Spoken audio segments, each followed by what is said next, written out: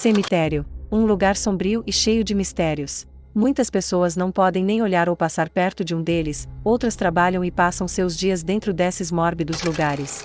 Mas mesmo os mais experientes podem ser surpreendidos por algo aterrorizante que altere sua vida para sempre. Minha falecida avó morava no interior do Maranhão.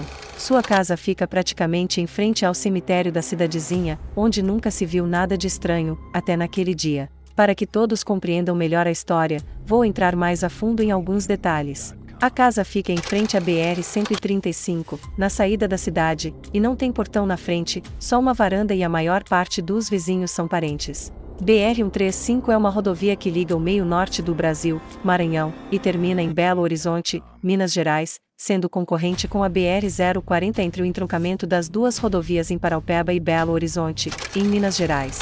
Pois bem, estavam sentados na porta da minha avó algumas pessoas conversando tranquilamente, quando ouviu-se gritos vindos do cemitério.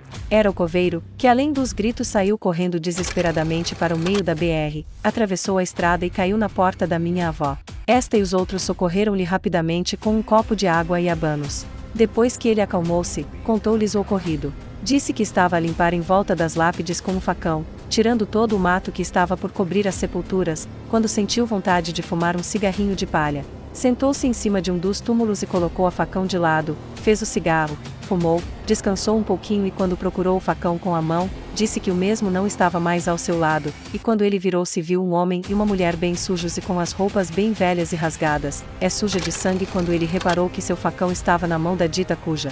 Olhou-a espantado e ela sorriu para ele. Ele disse que a boca dela estava podre, os dentes todos quebrados e o cheiro de carne podre que exalava era muito forte.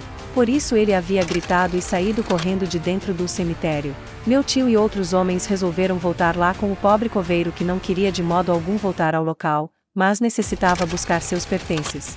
Logo na entrada, tem uma túmulo daqueles que parecem uma casinha, onde geralmente coloca-se mais de um membro da família. Meu tio conta que ela era todo fechadinho e que tinha duas janelinhas no espaçamento de um tijolo, e era todo revestida na cerâmica preta. Quando o coveiro aproximou-se dela começou a gritar e quando ele armou-se para correr os homens agarraram ele e pediram para que ele se acalmasse e dissesse o que estava acontecendo.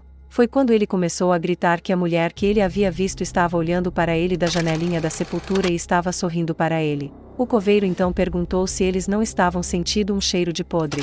Um deles olhou para dentro da janelinha e não viu absolutamente nada. Eles pegaram as coisas do coveiro e saíram de lá apressadamente. O pobre coveiro, depois de 12 anos de serviço, demitiu-se e passou alguns dias sem passar por lá. Até que um mês depois, ao tentar atravessar a BR-135, um carro o atropelou e ele veio a falecer. Será que tinha sido a morte tentando lhe avisar que sua hora estava próxima? Isso não se sabe, mas até hoje essa história ainda é contada pelos moradores daquela região.